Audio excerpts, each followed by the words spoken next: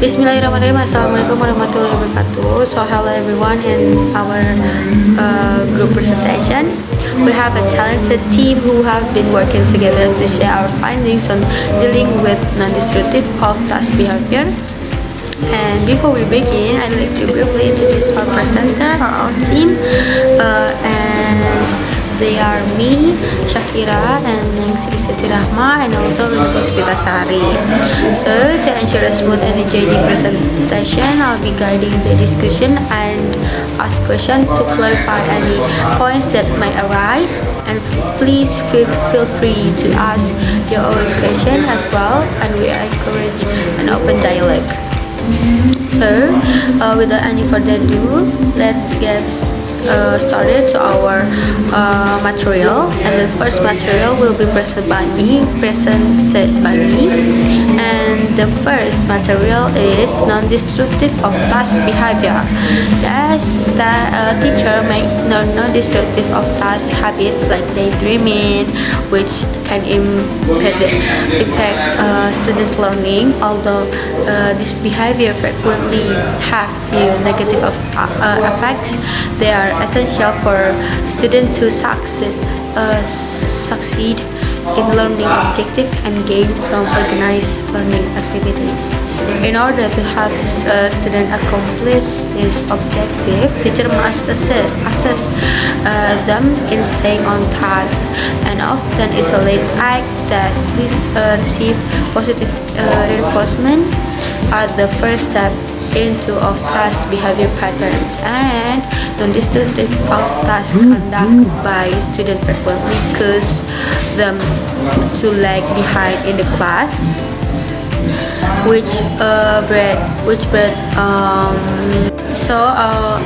non-destructive off-task conduct by students frequently cause them to lag behind in class, which bred distraction, boredom, and destructive behavior. Because sometimes the pupils and the teacher's unique styles must all be understood in order to develop successful remedies for task behavior issue. And instructor should learn from the example given and create their own distinctive approach to handling special scenarios. And the next slide, the second material is mind wandering and daydreaming. Mind wandering and daydreaming are distinct mental phenomena that can have both positive and negative impact on cognitive function. And understanding their differences and developing strategies to manage them can help individuals optimize their mental performance and achieve their goals, as both influence the mind drifting away from immediate tasks. And for the detection and response, mind wandering is a shift of attention from primary tasks to internal information, occurring in both active and inactive situations. It can be a natural and adaptive process, allowing the mind to relax and recharge. Daydreaming, on the other hand, involves focus, imaginative mental project with a narrative structure, maintaining the brain in readiness for response, while mind wandering can be beneficial for creativity and problem solving and goal setting, extensive for maladaptive. Daydreaming can influence with daily activities and cause difficulties in concentration. And then the strategies is mind wandering can be managed through mindfulness technique, task management, creative expression, and goal setting. Mindfulness help individual become aware to their thoughts and focus, while task management breaks tasks to manageable part, and creative expression channels daydreaming into productive activities, while goal setting help individuals explore and practice pathway for personal growth and development. And next, material is refusing to participate in class activities. So, students may avoid class activities due to various reasons, including lack of interest, fear of embarrassment, and perceived lack of proficiency, anxiety, trauma, and social emotional challenge. Motivation can stem from this factor, while environmental factors like an unconductive learning environment, lack of preparation, and uncooperative teaching methods can also contribute. And teacher can encourage participation by creating a supportive environment, making the subject matter relevant and engaging, and provide positive feedback, and also addressing underlying issues like trauma or oppositional defiance disorder. By understanding this reason, teacher can develop targeted strategies to support active student involvement. So that's all for me. Next material will be presented by Rahma. For Rahma, the stage is yours. Okay, thanks to moderator. Now I will explain material about failing to complete homework assessment. Failing to complete homework assessment can be attributed to various factors such as lack of motivation, time management issues, difficulty understanding the material, or personal challenge outside of schools. And to address these issues, teachers often implement a range of strategies. The first is identify root causes. Teacher may investigate the underlying reason for student failure to complete homework assessment. This could include one-on-one discussion, survey, or informal assessment to understand individual challenge better. And number 2 is building relationship.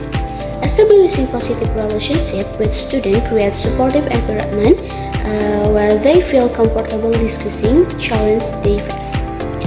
Teacher can offer encouragement, empathy, and personalized guidance to help students overcome obstacles. And number 3 is setting realistic expectation. Teacher communicate clear and achievable homework expectation, taking into account student diverse needs and circumstances. Number 4 is differentiated instruction. Recognizing the student have varying learning styles and ability, teacher tailor homework assessment to meet individual needs, providing option for demonstrating understanding or offering alternative assessment ensures all the student can engage meaningful the material. And the last is providing research and support. Teacher offer research such as textbooks, online tutorials, or additional readings to supplement classroom learning and support homework assessment. Okay, the next slide is about failing to bring needed material to class. Failing to bring needed material to class can disrupt the learning environment and hinder student ability to actively participate. To address these issues, teachers often employ various strategies. The first is clear expectation. Teachers establish the clear expectation regarding the materials student needs to bring to class, such as textbook, notebook, pen, or specific assessment. And number 2 is recognizing tips. Teacher provide guidance on organizational skills, such as using a planner or checklist to keep track of material needed for each class. They may also offer suggestions for maintaining a TD backpack or workspace to prevent items from getting lost or forgotten. And number 3 is reminding system. Implementing reminding systems such as posting daily or weekly schedules, sending email or text reminders, or using classroom management apps help students remember to bring necessary material to class. And number 4 is supply stockpile. Maintaining a supply stockpile in the classroom with extra pens, pencil, paper, or other commonly forgotten items issues that all students have access to the material they need. And the last is classroom routines. Establishing consistent classroom routines such as design third class for strolling material or regular material checks time, reinforce the importance of being prepared, and reduce the likelihood for forgetting essential items. Maybe this enough for all material I can explain. And next, I return to the moderator. Thank you. Thank you, Rahma, for the amazing presentation and explanation. Next material will be presented by Rina Puspitasari. So for Rina, the time is yours. Okay, thanks to moderator, I will explain about being under the influence of debilitating drugs. So, teacher attitudes towards student drug use vary, and there are different strategies that teacher can use to respond to student drug use. While some teacher may choose to ignore the possibility, other teacher can attempt to help students become more knowledgeable about the effect of drugs or refer students to the guidance office. Teacher can also use learning activities designed around a problem that students feel a need to solve to motivate them intrinsically and keep them engaged in class. Okay, next, being absent or tardy. First, grades should communicate learning achievement, and trying them to attendance is unnecessary if in-class activities help students reach goals. Second, not all students are motivated by grades. Third, not allowing make-up work for unexcused absences can leave students with learning gaps. Lastly, suspending habitual absentees may not be effective. The rationales behind some attendance policies are questionable, and alternative method can better motivate students and address absenteeism. Next is cheating on tests. Cheating on tests is common and prevalent issue in elementary, middle, and secondary schools classroom. Studies indicate that cheating is more widespread among secondary school students, with over 75% reporting that they have cheated on tests, and over half indicating that they have copied from website without cheating their scores. Cheating is observed at all grades from K through 12, but its practice appears to increase with grade level. Reason for cheating. The prevalence of cheating is more a function of teacher control factor and student perception of classroom situation than a function of personality and demographic characteristic of the student themselves.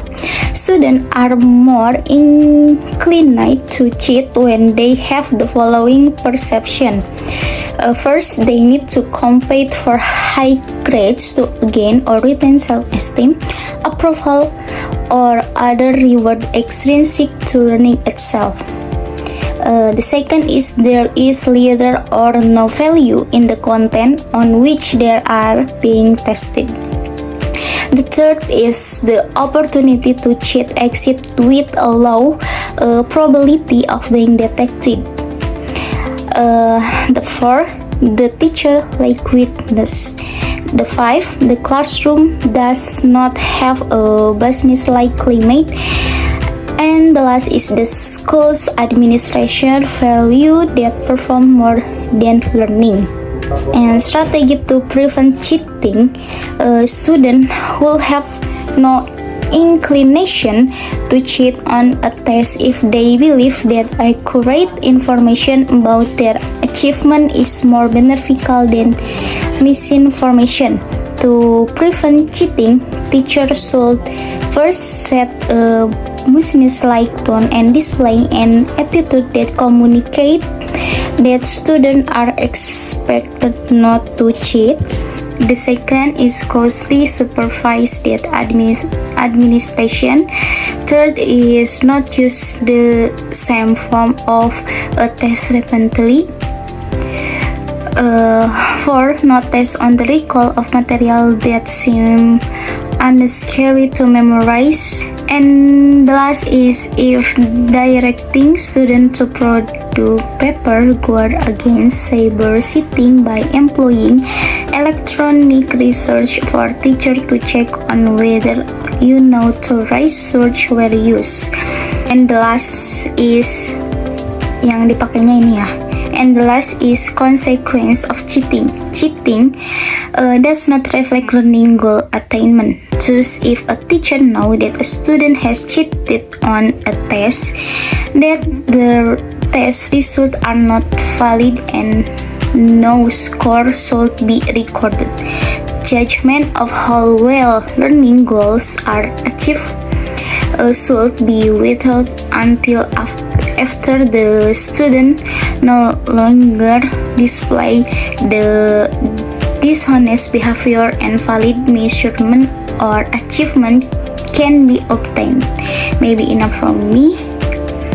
I will back to moderator. Thank you. Thank you, Rina, for the amazing explanation. And then we have all of the presenter. And then next I will read the conclusion. So the conclusion is non-destructive of task behavior such as daydreaming, doodling, and looking around the room are common issue in the classroom. Teacher can address this behavior by using strategies like play ignoring, signal inference, and proximity interference. To minimize this distraction and maintaining focus. Additionally, teacher can employ mindfulness techniques, task management, and creative expression to help students manage mind wandering and stay on task. By understanding the root causes of this behavior and implementing creative strategies, teacher can create a supportive environment that foster learning and success for their students. So that's all from me. Thank you for everyone's attending, and also thank you very much for Mr. Adriana Gafar for guiding us and giving us time for the presentation, change for the presentation. Thank you very much for all and for all the friends. That's all from us. Thank you. Wassalamualaikum warahmatullahi wabarakatuh.